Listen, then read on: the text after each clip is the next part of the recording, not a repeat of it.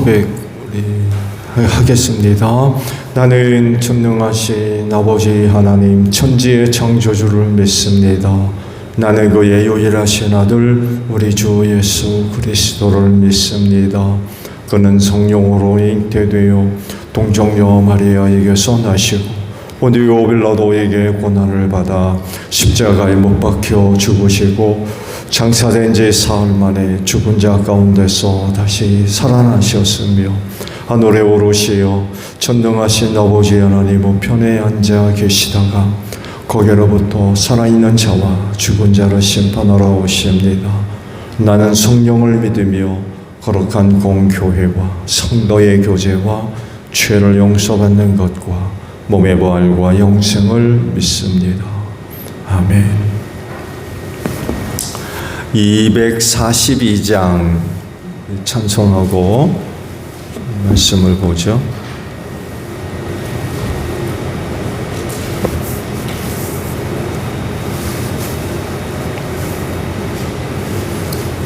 (242장이에요)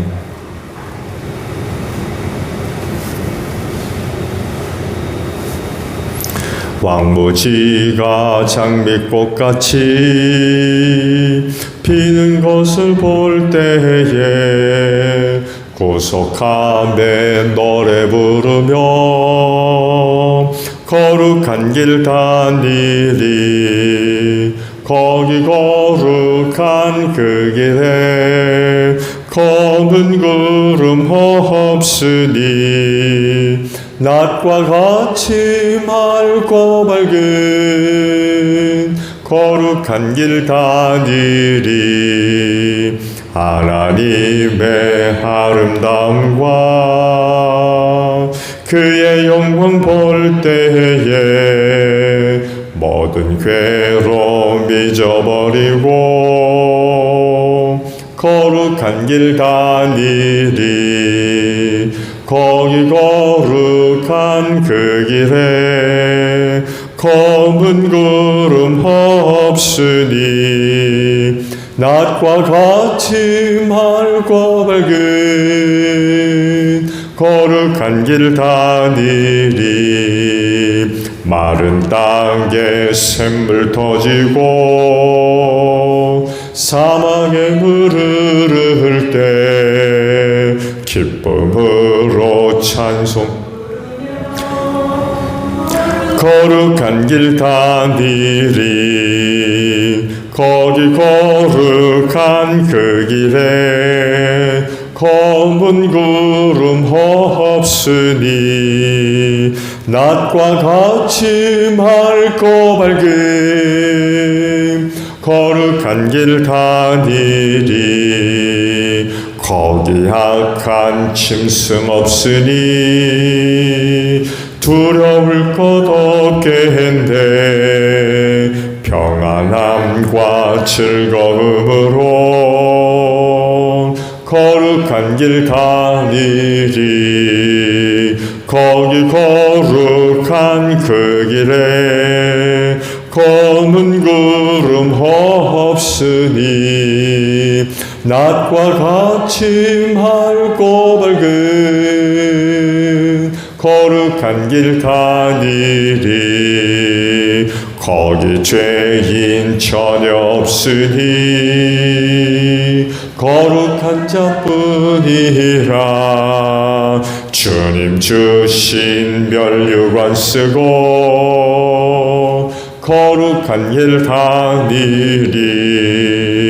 거기 거룩한 그 길에 검은 구름 없으니 낮과 같이 맑고 밝은 거룩한 길 다니리. 말씀을 봅니다. 여호수아 15장 20절에서 63절 마지막 절까지 말씀이에요.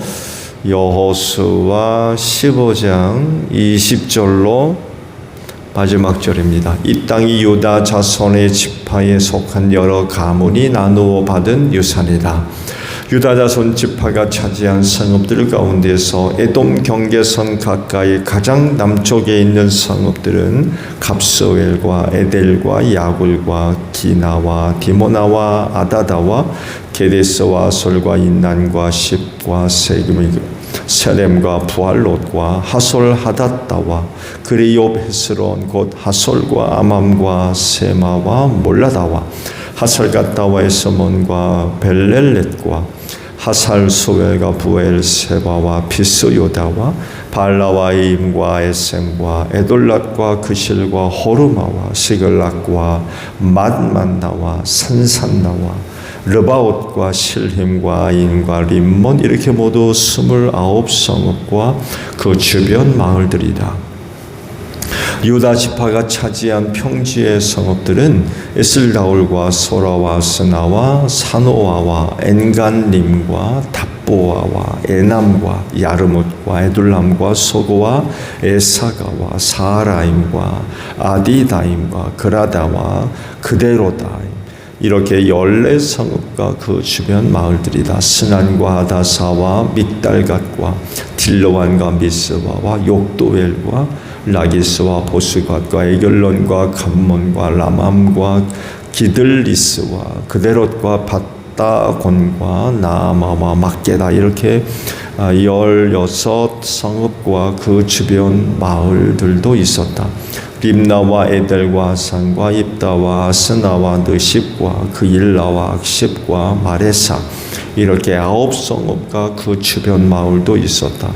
에그론과 그 변두리 철락과 주변 부락들 에그론에서 바다까지 아스돗에서 인접한 모든 성읍과 주변 마을들도 있었다. 아스돗과 그 변두리 철락과 주변 마을들도 있었다. 또 이집트 국경지대의 강과 지중해와 그 해안 일대에 있는 가사와 그 변두리 철락과 주변 마을들도 있었다. 유다 지파가 차지한 산간 지방의 성읍들은 사밀과 야틸과 소고와 단나와 기라산나 곧 드빌과 아납과 에스드모와 아님과 고센과 헐론과 길로 이렇게 11성읍과 그 주변 마을들이다. 이 밖에도 아랍과 두마와 에산과 야님과 베답보아와 아베가와 훔다와 기랏 아르바 곧 헤브론과 시올 이렇게 9성읍과 그 주변 마을들이 있었다. 그리고 마온과 갈멜과 십과 유다와 이스라엘과 욕드함과 사노아와 가임과 기보아와 딥나 이렇게 10성읍과 그 주변 마을들도 있었다. 그리고 할훌과 벳술과 그들과 마랏과 베아롯과 엘드곤 이렇게 6성읍과 그 주변 마을들도 있었다. 기럇 바알 곧 기앗 여아림과 라빠 이 2성읍과 그 주변 마을들도 있었다. 유다 지파가 차지한 사막지대의 성읍들은 벳 아라바와 밑단과 스가가와 딥산과 소금 성읍과 엔게디 이렇게 6성읍과 그 주변 마을들이다. 그러나 유다 자손이 예루살렘 성에 살던 여부스 사람을 쫓아내지 못하였으므로 여부스 사람과 유다 자손이 오늘날까지 예루살렘 성에 함께 살고 있다. 아멘. 오늘 아침은요 20절에 있는 말씀을 함께 나누어 보려고 합니다. 이 땅이 유다 자손의 지파에 속한 여러 가문이 나누어 받은 유산이다 라는 말씀입니다. 오늘 아침에 보신 말씀들은 가나안 땅을 분배받은 유다 지파의 그런 그 성읍들 쭉 기록이 되어져 있죠. 어떠셨어요? 그 이름들을 쭉 보셨는데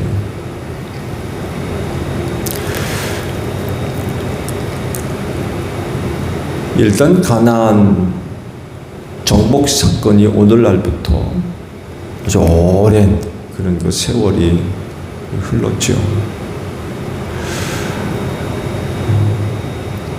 그리고 이방 그리스도인으로서 당시 유다 지파가 얻은 그 땅에 관하여서 공감대를 형성하기가 무척 힘들어요.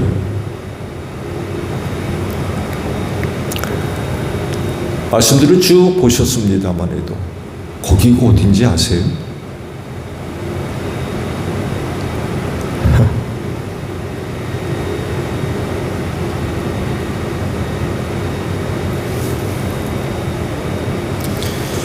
지도를 펼쳐놓고 오늘 주신 말씀의 지역 이름과 대조를 해도 잘 몰라요.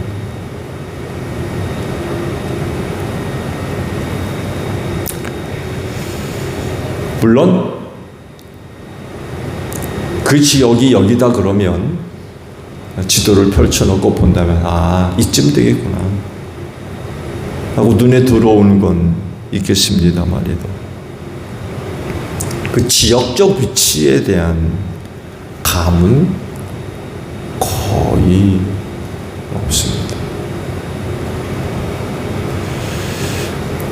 성지 순례를 통하여서 역사적 현장을 가본다 그래도 이곳이 그곳입니다라고 얘기를 해도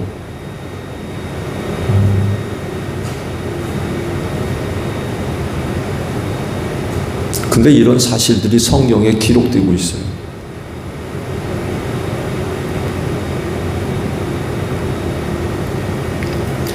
우리가 살고 있는 이 땅에 어느 지역의 이름이 된다면은 아, 그래도 좀 오는 느낌이 좀 있겠죠. 그렇지만 이방 그리스도인으로서 유대 땅에 대한 어떤 지역에 관한 이런 이름들은 거의 없습니다. 성지순례를 2번 갔다 왔나요? 물론 뭐 성경에 기록되어 있는 모든 지역을 다 가볼 수는 없죠. 유명한 지역 혹은 중요한 그런 그 지역이 여기라고 하면서 이제 가보긴 하는데 사실은 그런가 보다. 그렇지.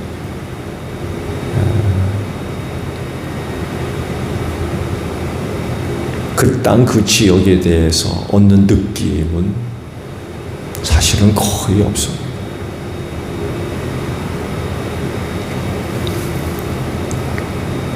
근데 우리와는 다른 느낌을 받을 수 있는 사람들이 있죠. 이스라엘 사람들. 특히 이스라엘의 유다 지파에 소속되어 있는 사람이라고 하면 그들의 조상이 얻은 그 땅에 관한 지역적 이름이 나올 때 아마 우리랑 다를 거예요. 왜? 거기 살거든. 이 지역에 관한 어떤 이름이 나오면 아, 내가 거기서 태어났는데 우리 작은 아버지가 그쪽으로 이사 가셨는데 우리 친구가 그쪽 출신인데 우리랑 와닿는 느낌이 완전히 다르죠. 왜냐하면 이스라엘 사람이기 때문에 동일한 역사를 갖고 있고 그 현장에 살고 있기 때문에 그렇습니다. 그리고 이런 사실을 통해서 그들을 향한 하나님의 은혜 실제적입니다. 추상적 개념이 아니에요. 하나님의 은혜를 이야기할 때에 추상적으로 혹은 막막한 어떤 막연한 생각, 느낌 그런 차원이 아니라 현장입니다. 현장. 하나님의 은혜가 현장이에요. 현실이고 그들이 발을 딛고 살고 있거든. 우리는 완전히 다른 거예요. 현실성이 너무 강한 거죠. 역사적 사실이기 때문에 그렇습니다. 그래서 여호수아 15장의 말씀을 보면서 그 지역의 이름을 보고 들을 때마다 얻은 현실감, 또한 현장, 또 오늘이라고 하는 시간적인 상황 속에서 하나님의 은혜와 직결될 수밖에 없어요. 그건 실제적인 하나님의 은혜예요. 막연히 계산을 하고 찾아보고 그럴 필요도 없는 거죠. 그게 역사이기 때문에 곧 그 역사는 하나님의 은혜로 직결되는 그런 부분이기 때문에 우리 조상들이 얻었던 지역의 어떤 이름, 와닿는 느낌이 완전히 다를 수밖에 없죠. 그래서 누군가가 이런 거 말씀을 보면서 하나님의 은혜에 감사합시다 라고 누군가가 그런 거 제안을 한다 그러면 아마 거의 대부분의 사람들이 아멘 할렐루야 라고 응답할 겁니다. 왜? 실제적인 이야기거든요.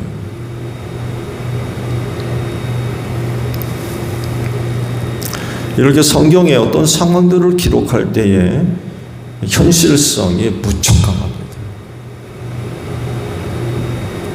말씀을 드린 대로 하나님의 은혜라고 질문을 했을 때에 그게 뭔가라고 꼼꼼히 생각해보고 따져보고 계산해보고 그럴 필요가 없었던 거죠. 왜? 그들이 발딛고 사는 그 현장이 곧 하나님의 은혜이기 때문에 그렇습니다.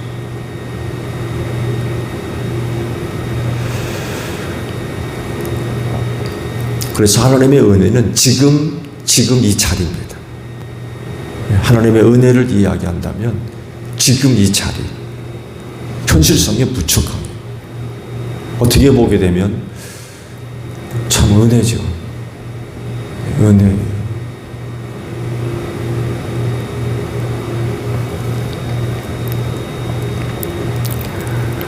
근데요, 그렇다고 해서 현실성만 갖고 있지 않습니다. 역사 속에 실제로 이루어진 사실, 그리고 그 사실이 현재성, 지금 내가 바로 딛고 있는 사실 그 자체로서 현실성, 이것만 갖고 있지를 않아요.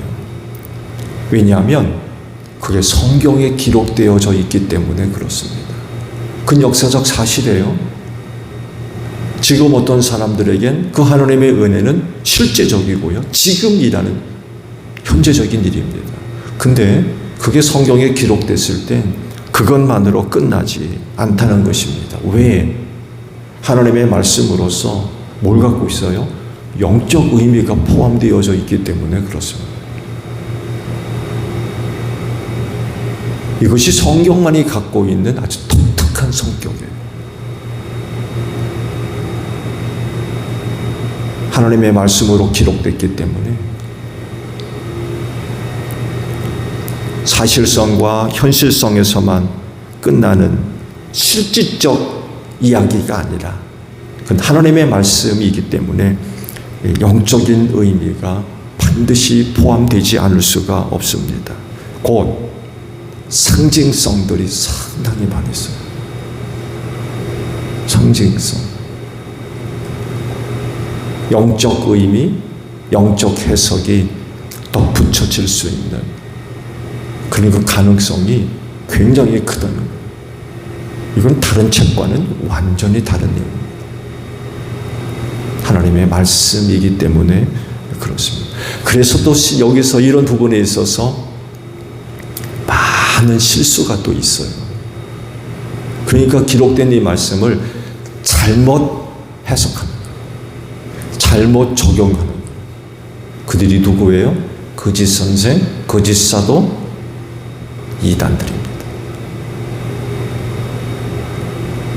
영적 의미가 포함되어 있기 때문에 영적인 의미가 뭐냐라고 질문을 했을 때에 엉뚱하게 영적 의미를 해석해내는 거예요. 그거 이런 거다. 근데 그게 이제 잘못되는 거죠.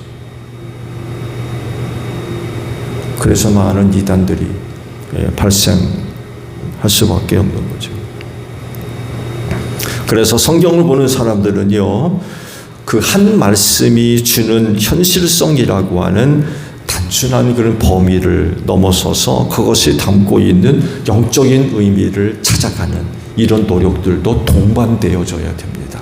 그냥 말씀 보는 구절에서 끝나는 것이 아니라 적어도 하나님의 말씀으로 기록됐기 때문에 하나님은 무슨 의도를 가지고 이런 말씀을 기록하셨는지, 기록하게 하셨는지, 우린 이 속에서 하나님의 어떤 의미를 찾아낼 수 있는지 조심스럽게 찾아가 봐야 돼요. 그래서 묵상이 필요해요.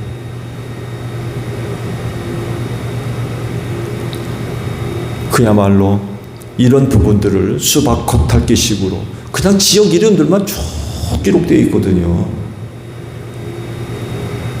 자칫 잘못하면 이 말씀 읽다가 잘 수 있어요. 따분하거든. 도대체 이게 뭔가? 이게 뭔가? 또 하나 얘는 족보죠. 족보. 성경에 족보들이 몇 군데 기록되어 있거든요. 한두 절도 아니고 장 전체를 차지하는 이런 족보의 내용들, 오늘과 같은 말씀, 유다 지파가 어떤 지역의 성들의 이름들 그냥 쭉 열거되어 나오거든요. 쭉 열거되어 좀 따분한 거죠.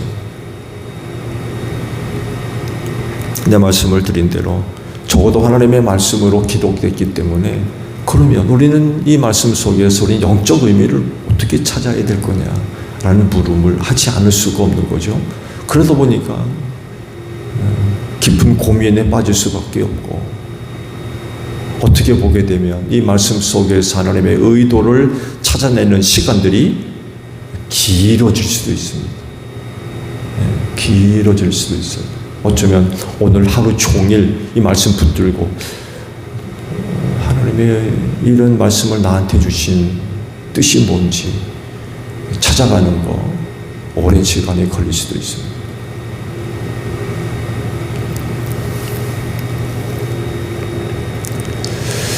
좋은 예로요. 우리가 이미 말씀을 봤죠. 여리고성을 이제 점령을 하지 않습니까? 이전에 이제 2명의 청탐꾼을 보냈잖아요. 근데 들통났어요. 근데 라합이 청탐꾼 보호해 주죠. 그렇죠? 살 수 있었어요. 그러면서 이제 성을 빠져나가면서 라합과 약속을 하죠. 붉은 줄을 창문에 매달아놔라.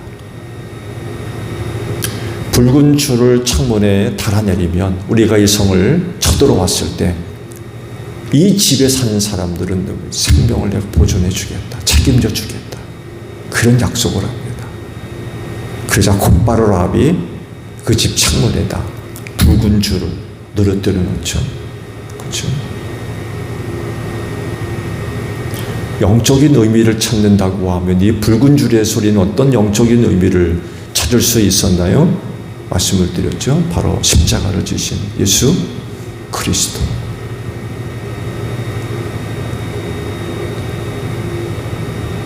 영적인 의미를 담고 있는 붉은 줄. 단순한 그냥 붉은 줄이 아니라는 거예요. 우리가 이런 해석이 가능한 이유는 성경에 기록된 모든 말씀이 뭘 기록한다고 말씀하셨어요? 나를 두고 기록한 말씀이라고 그랬어요. 성경은 나에 대해서 기록한 거다. 나가 누구예요? 주님이시죠. 성경의 주인공은 예수님이세요. 그래서 성경을 볼 때마다 우린 그 말씀 속에서 누구를 발견해야 돼요? 예수님을 발견해야 돼요. 그래서 그냥 말씀을 읽는 데서 끝날 게 아니라 적어도 그게 하나님의 말씀이고 또 하나님의 말씀으로서 기록된 모든 것이 예수 그리스도를 두고 기록한 말씀이라고 하면 그 말씀을 볼 때마다 그 말씀 속에서 우리는 예수님과 관련된 그런 사실들을 영적인 의미로서 발견할 수 있어야 되고 또 실질적으로 나의 삶에 적용할 수 있는 그런 그 부분들이 있어야 되는 거죠. 그렇기 때문에 이런 그 시도들과 그 어떤 노력들이 무리하는 게 아닙니다. 억지스러운 것도 아니에요. 누군가는 보고 아유 저 억지 부리네. 그럴 수도 있어요. 그렇게 생각하는 이유는 성경이 뭘 기록하고 있는지 모르는 사람이 그런 이야기를 하는 거지, 성경이 뭘 기록하고 있는지 알고 있는 분들이고 또 그런 시각을 가지고 성경을 본다고 하면 성경을 볼 때마다 우리는 그 중심 주제를 절대로 놓칠 수가 없는 거죠. 그러다 보니까 당연히 신앙 안에서 영적 의미를 찾아내는 그런 노력들이 반드시 뒤따라야 된다는 거예요. 그냥 한 사건에 대한 사실만 다룬다거나 그 인물을 통해서 이야기되었던 사건들 그냥 단순하게 끝날 문제들이 아니라는 거예요.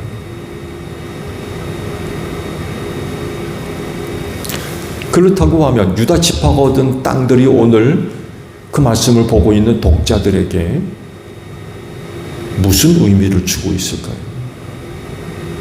우리는 이 말씀 속에서 어떤 영적인 의미들을 찾을 수 있을까요?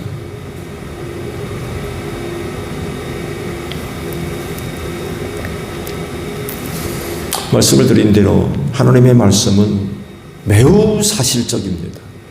거짓말 아니에요. 실제적인 일입니다. 한 나라의 역사, 한 개인의 삶 속에서 실제적으로 일어났던 사실적인 역사입니다. 현실성이 무척 강해요. 지금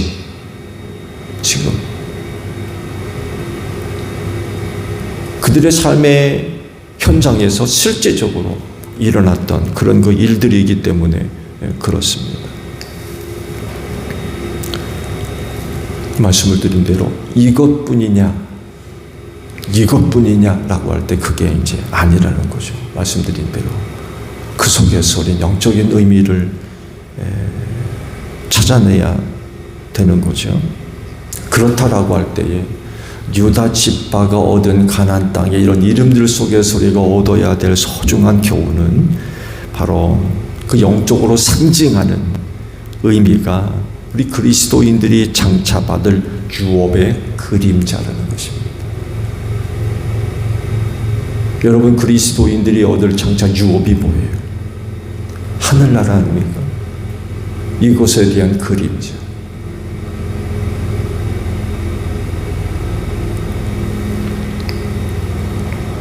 이 천국을 예표로 보여주고 있는 이야기가 바로 유다 지파가 얻은 다양한 지형의 이름들이었다는 거죠.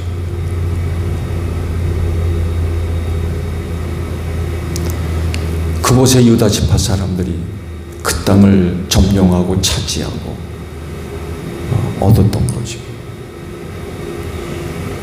그랬을 때 주께서 장차 우리가 거할 처소를 마련하려고 아버지께로 가셨죠. 그리고 그곳에 장차 우리가 거할 처소를 마련하고 계시는 줄로 믿습니다. 다 마련되면 다시 와서 너희를 데려다가 나 있는 곳에 있게 하겠다. 그런 그 약속의 말씀을 해주시죠. 우리는 이 말씀으로 연결되어져야 할 말씀들이 바로 오늘 주신 그런 그 말씀들입니다.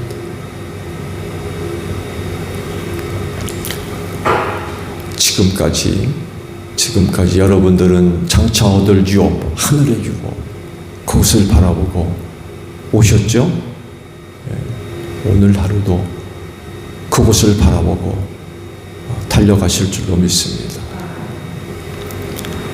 주께서 여러분의 영혼을 부르시는 그 순간까지 장차 얻을 하늘의 유업을 얻기 위해서 그 남은 신앙의 경주의 길도 잘 달려가는 여러분들이 되시기를 바랍니다. 주기도문 합니다. 하늘에 계신 우리 아버지, 아버지의 이름을 거룩하게 하시며 아버지의 나라가 오게 하시며 아버지의 뜻이 하늘에서와 같이 땅에서도 이루어지게 하소서. 오늘 우리에게 일용할 양식을 주시고 우리가 우리에게 잘못한 사람을 용서하여 준 것 같이 우리 죄를 용서하여 주시고 우리를 시험에 빠지지 않게 하시고 악에서 구하소서. 나라와 권능과 영광이 영원히 아버지의 것입니다. 아멘. 기도하겠습니다.